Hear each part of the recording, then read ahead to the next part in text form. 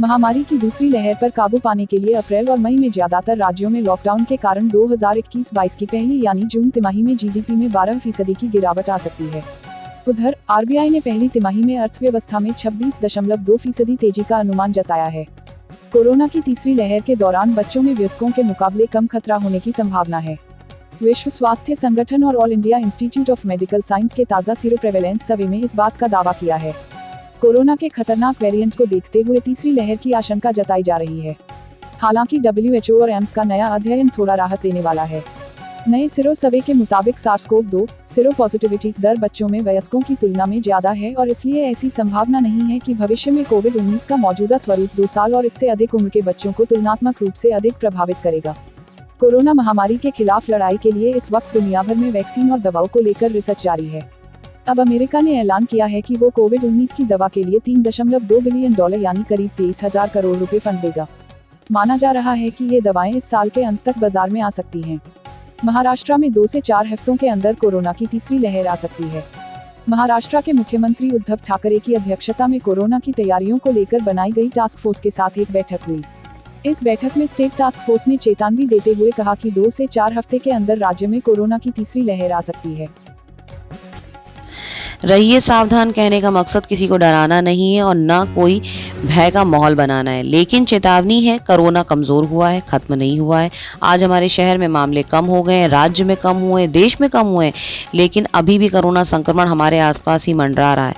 यह वायरस बहुत ही चतुर है, दिखाई नहीं देता और जो दुश्मन दिखाई न दे उससे तो और भी अधिक खतरा है। सभी ने कुछ दिन पहले बहुत त्रासदी झेला है, अपनों को खोया, मत भूलिए उस भयावह दृश्य को और रहिए सावधान। सच्चाई यही है कि इस वायरस का कोई इलाज अभी तक नहीं ढूंढा जा सका है। सिर्फ और सिर्फ हमारी सावधानी ही हमको बचाएगी, साथ में वैक्सीन। इसलिए जल्द से जल्द इसकी खुराक ली जाए। घर से बाहर निकलते पर मास्क लगाना और सही ढंग से मास्क लगाना ज़रूरी है। भीड़ भाड़ से बचना है, इससे कतई संकोच नहीं। 2 गज की दूरी है बहुत ज़रूरी। सावधान रहें, सुरक्षित रहें, खुद को बचाना भी है और परिवार को चलाना भी है। काम भी ज़रूरी, सावधानी भी ज़रूरी। कोरोना से उबरने के बाद ब्लैक फंगस लोगों को तेजी से अपनी चपेट में ले रहा है। डायबिटीज़ के मरीजों या फिर वयस्कों के इसके शिकार होने की बात आपने सुनी होगी, लेकिन अब ये बीमारी बच्चों को अपना शिकार बना रही है। मुंबई में ब्लैक फंगस यानी म्यूकोरमाइकोसिस से संक्रमित 3 बच्चों की आंखें निकालनी पड़ी। साइबर ठगी के शिकार हुए लोग अब आसानी से अपनी मेहनती कमाई वापस हासिल कर पाएंगे। गृह मंत्रालय ने इसके लिए राष्ट्रीय हेल्पलाइन नंबर शुरू किया है। साइबर ठगी का शिकार कोई भी व्यक्ति हेल्पलाइन नंबर पर 155260 पर इसकी सूचना दे सकता है। इसके बाद संबंधित एजेंसियां उस पर पैसे को ढूंढकर वापस कराने का काम करेंगी। शिवसेना के वरिष्ठ नेता संजय राउत ने कहा कि गुंडा होने का सर्टिफिकेट हमें किसी से नहीं चाहिए, हम प्रमाणित हैं। उन्होंने कहा कि जब बात मराठी गौरव और हिंदुत्व की आती है तब हम प्रमाणित गुंडा हैं। उन्होंने कहा कि पार्टी का कार्यालय राज्य और यहाँ के लोगों का सिंबल है। संजय राउत ने कहा कि बाला साहेब ठाकरे शिवसेना भवन में बैठा करते थे। अगर कोई शिवसेना भवन को टारगेट करेगा तो हम जवाब देंगे। अगर यह गुंडागर्दी कहलाता है तो हम गुंडे हैं। कर्नाटक की बीजेपी सरकार के मुख्यमंत्री BS येदियुरप्पा के खिलाफ उनकी ही पार्टी में उठा विरोध राष्ट्रीय नेताओं के हस्तक्षेप के बाद भी शांत नहीं हो रहा है। येदियुरप्पा के मुख्य विरोधियों में से एक हुबली धारवाड़ पश्चिम के बीजेपी विधायक अरविंद बेलाड ने अपना फोन टैप किए जाने और लगातार पीछा किए जाने का आरोप लगाकर नया विवाद खड़ा कर दिया है। सत्र 2021 से 23 के लिए उत्तर प्रदेश में B.Ed प्रवेश परीक्षा 18 जुलाई को होगी। पूर्व में 19 मई को यह एंट्रेंस होना था, लेकिन कोरोना संक्रमण से प्रवेश परीक्षा नहीं हो सकी थी। अब स्थितियां सामान्य होने पर शासन ने नई तिथि तय करते हुए 18 जुलाई को एंट्रेंस नियत किया है। गैर कानूनी तरीके से कमाए गए पैसे को विदेशी बैंकों में जमा कराने वाला भारत का पुराना प्रचलन है, जिसे आमतौर पर काला धन कहते हैं। 2014 में जब से केंद्र में मोदी सरकार का गठन हुआ है, उससे पहले से ही देश में काला धन वापसी के कई दावे किए गए। भारत में मोदी सरकार के गठन के बाद से विदेशी बैंकों में जमा काला धन कितने वापस हुए इसका कोई अभी ठिकाना नहीं, लेकिन कोरोना महामारी की शुरुआत यानी 2020 में स्विस बैंक में 20,000 करोड़ रुपए से अधिक की रकम जमा हुई है और बीते 13 साल का रिकॉर्ड टूट गया। स्विस बैंकों में भारतीयों का पर्सनल और कंपनियों का पैसा 2020 में बढ़कर 2.55 अरब स्विस फ्रैंक यानी 20,700 करोड़ रुपए से अधिक पर पहुंच गया है। उत्तर प्रदेश में आवास विकास परिषद और प्राधिकरणों को फ्लैट के खरीदार नहीं मिल रहे हैं। पूरे प्रदेश में कई जगह आशियाने खाली पड़े हैं। आबादी से दूर अनियोजित निर्माण और बाजार से ज़्यादा कीमत के चलते लोगों का इनमें मोह भंग हो रहा है। रही सही कसर कोरोना महामारी ने पूरी कर दी। कई जगह तो फ्लैट अब खंडर में तब्दील होने लगे हैं। इनके चलते प्राधिकरण के कर्मचारियों की आर्थिक स्थिति भी डामाडोल हो गई है। ग्राहकों को लुभाने के लिए कई जगह 20% तक की छूट दी गई, लेकिन यह योजना भी परवान नहीं चढ़ी।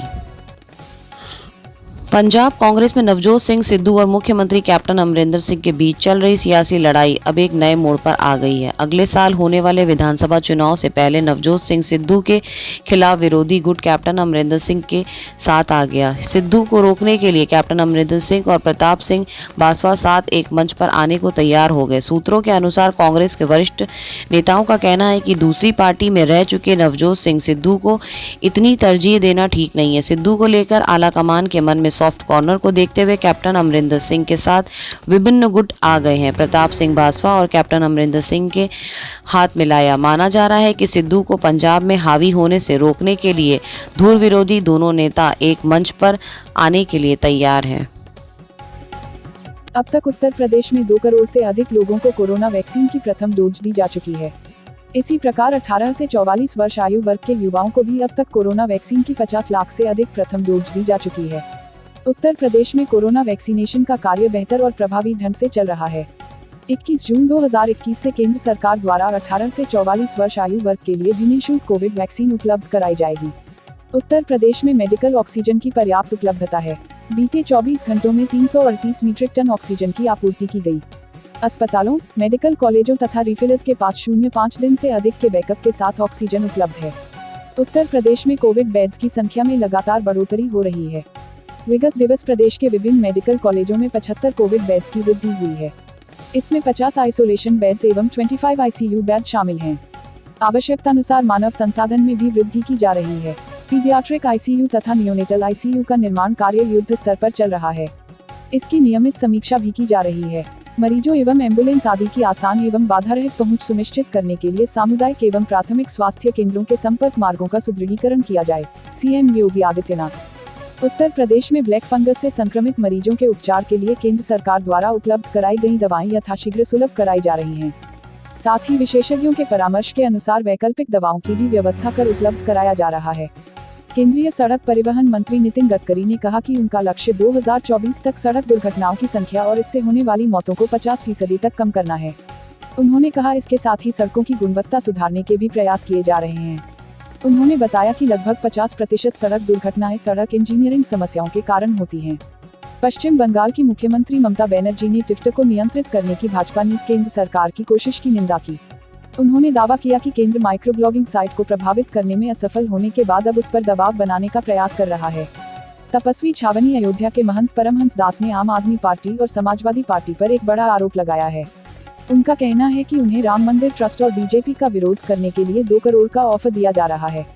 हिमाचल प्रदेश ने दूसरे राज्यों से आने वाले पर्यटकों के लिए कोविड निगेटिव जांच रिपोर्ट की शर्त हटा दी है, जिससे पर्यटक उत्तराखंड आने के बजाय हिमाचल जा रहे हैं। प्रदेश में 4 धाम यात्रा बंद होने के साथ ही जांच की शर्त से पर्यटक उत्तराखंड नहीं आ रहे हैं। पर्यटन कारोबारियों ने सरकार से मांग की है कि हिमाचल की तर्ज पर पर्यटकों को छूट दी जाए। कोविड वैक्सीन की 2 डोज लगाने वाले दूसरे राज्यों के लोगों को प्रदेश में आने की अनुमति दी जाए। इससे बंद पड़े पर्यटन उद्योग उभर सकेगा। यूपी के 2 दिवसीय दौरे पर लखनऊ आएंगे भाजपा के राष्ट्रीय महासचिव संगठन BL संतोष। वह 21 और 22 जून को लखनऊ में रहेंगे। संगठन और सरकार से बातचीत करेंगे। साथ ही यूपी विधानसभा चुनाव की तैयारियों पर चर्चा करेंगे। श्री संतोष का यह पहली बार एक माह में दूसरा यूपी दौरा है। एक दिन के ब्रेक के बाद आज पेट्रोल डीजल फिर महंगा हो गया है। ऑयल मार्केटिंग कंपनियों ने पेट्रोल डीजल की कीमतों में आज फिर बढ़ोतरी कर दी है। लखनऊ में पेट्रोल 94.14 रुपये और डीजल 88.10 रुपये प्रति लीटर हुआ। 2011 में पेट्रोल पर एक्साइज ड्यूटी 14.35 रुपये प्रति लीटर थी, जबकि 2021 में पेट्रोल पर एक्साइज ड्यूटी 32.98 रुपये प्रति लीटर है। 2011 की तुलना में 2021 तक पेट्रोल पर एक्साइज ड्यूटी में 18.63 रुपये प्रति लीटर की बढ़ोतरी हो चुकी है। 2011 में डीजल पर एक्साइज ड्यूटी 4.60 रुपये प्रति लीटर थी, जबकि 2021 में डीजल पर एक्साइज ड्यूटी 31.83 रुपये प्रति लीटर है। 2011 के मुकाबले 2021 तक डीजल पर एक्साइज ड्यूटी में 27.23 रुपये प्रति लीटर की बढ़ोतरी हो चुकी है। कुल मिलाकर सरकार अपना खजाना भर रही है और जनता पर बोझ लादकर महंगाई बढ़ाई जा रही है। Please subscribe Aviral Times for latest news update and press the bell icon to get all the latest video updates.